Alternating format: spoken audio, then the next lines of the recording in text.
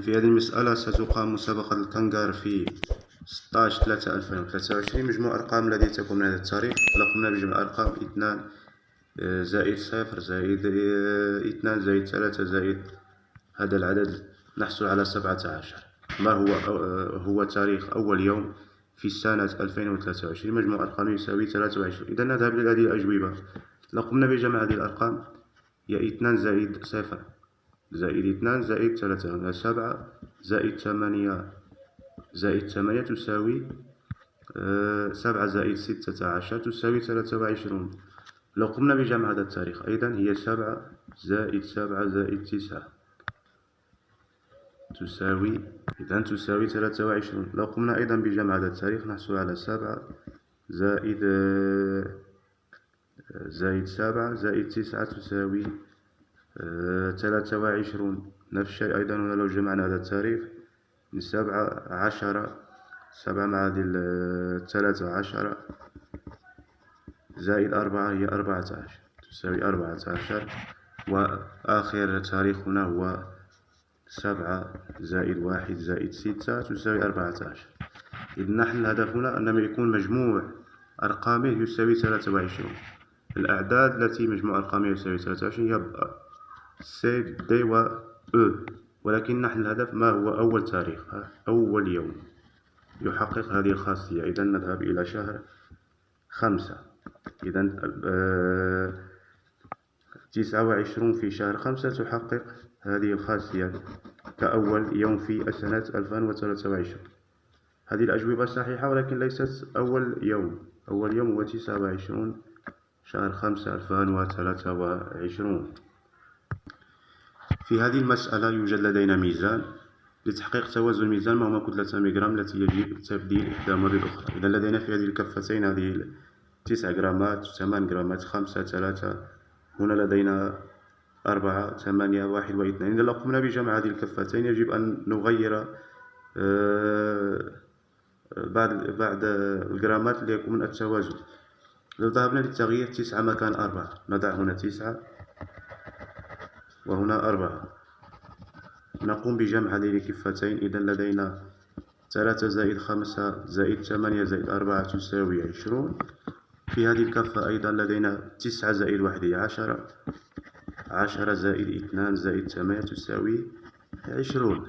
إذا الجواب الصحيح هنا هو تغيير 4 ب9. الجواب هو ب. في هذه المسألة ما هو أقل عدد من الخشيبات يمكن إزالتها من هذا الشكل بحيث نحصل على شكل لا يحتوي على أي مربع؟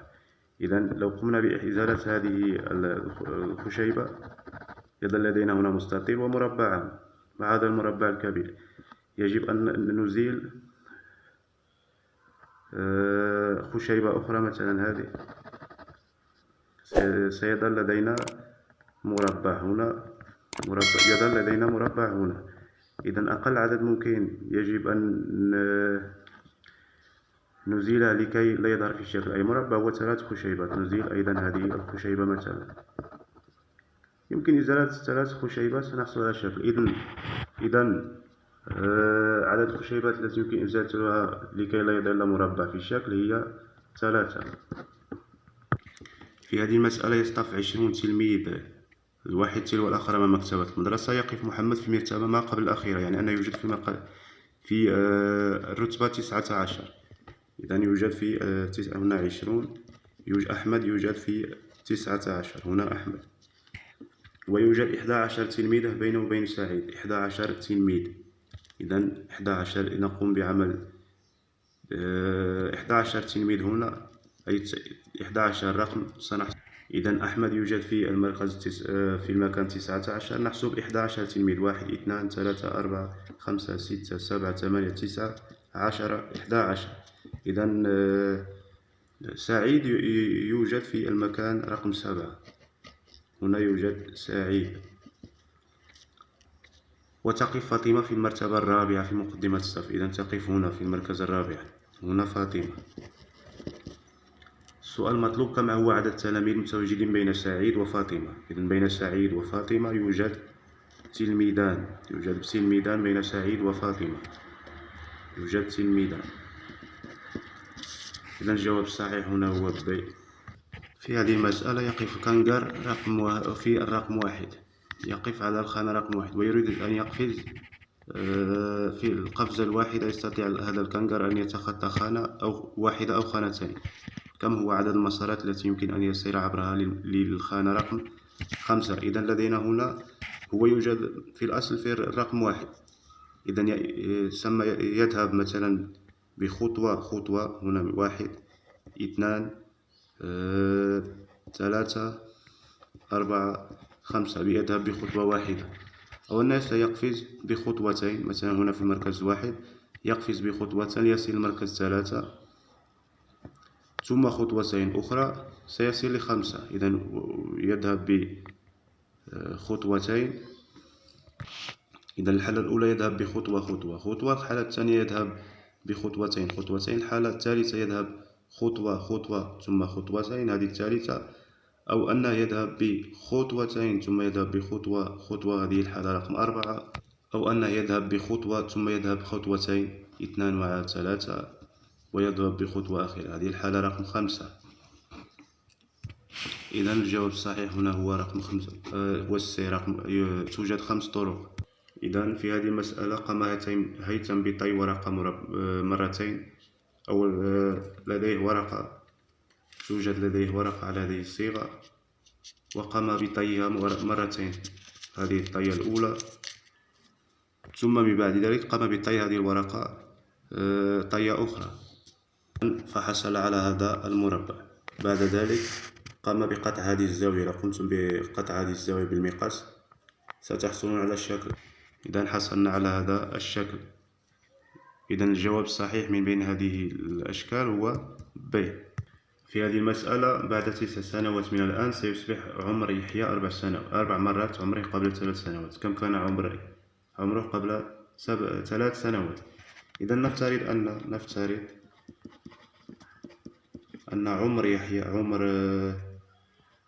يحيى هو الآن، عمره الآن هو 7 سنوات.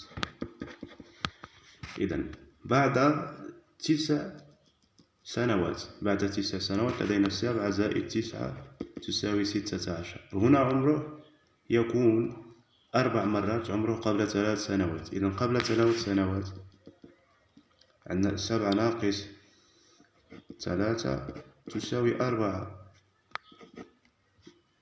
ولو قمنا بعمل هنا قبل 3 سنوات،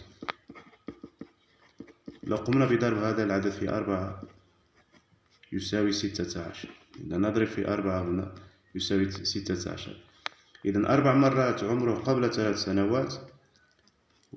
إذا 4 مرات مضروبة في 4 سنوات تساوي 16 سنة، و7 زائد 9 سنوات يساوي 16 سنة. إذا كان عمر يحيى 4 سنوات قبل هذه 3 سنوات. الجواب الصحيح هنا هو ب. يتكون هذا الجزء من 4 أجزاء. في كل جزء نقوم بملئه بالأرقام من 1 ل 4 حيث لا يتكرر نفس العدد في السطر وفي العمود. ما هي مجموع الرقمين في هذه الخانتين المضللتين؟ إذن أول شيء نقوم بملء هذا المربع. بعد أن تقوم بملء هذا المربع يجب أن لا يتكرر نفس العدد في السطر وفي العمود. إذن الرقمين في هذه الخانتين هما 4 و1. يمكنكم أن تحصلوا هنا على 4 وهنا على 1، لأن يكون لو قمنا بتدوير هذا المربع تبقى الأجوبة صحيحة أيضا، ولكن لا يتغير المجموع. هنا مثلا 4 1، أو الحالة الأخرى 4 وهنا 1. مجموع الخانتين أو الرقمين في الخانتين هو 4 زائد 1 يساوي 5. إذن الجواب الصحيح هنا هو د. المسألة لدينا من بين هذه الساعات الخمس توجد ساعة واحدة متقدمة ب60 دقيقة، وساعة أخرى متأخرة ب60 دقيقة، والساعة الثالثة مضبوطة، والساعتان متبقيتان متوقفتان. إذا نذهب لهذه الساعة الأولى. هل توجد هنا لدينا تشير إلى السادسة؟ هل توجد ساعة متأخرة من بين هذه الساعات يعني أنها في الخامسة؟ لا توجد. هنا توجد هذه الساعة رقم 5 في السابعة، ولكن لا توجد في الثامنة مثلا، ولا توجد في السادسة. إذا ليست هذه المضبوطة. نذهب إلى هذه الساعة رقم 4. إذا توجد هنا الساعة رقم 4 في الثالثة، وتوجد ساعة أخرى متقدمة بساعة هي رقم 3، وأخرى متأخرة بساعة، يعني أن الجواب الصحيح هنا هو هذه الساعة الرابعة هي الساعة المضبوطة. الجواب الصحيح هنا هو الد. أتمنى لكم التوفيق في هذه المسابقة.